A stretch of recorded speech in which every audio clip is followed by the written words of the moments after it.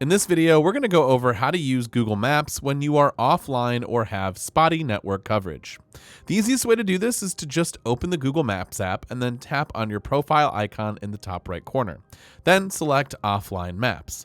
From here, you can choose manually which area you want to download for offline use. Google might give you a recommendation of the area you are usually in, or you could move the box to select a part of the map that you want to download. You can also do this by typing in a location in the search field, and then once that location pops up, swipe all the way to the right and tap on download. This will download an offline version of that area just like we did before.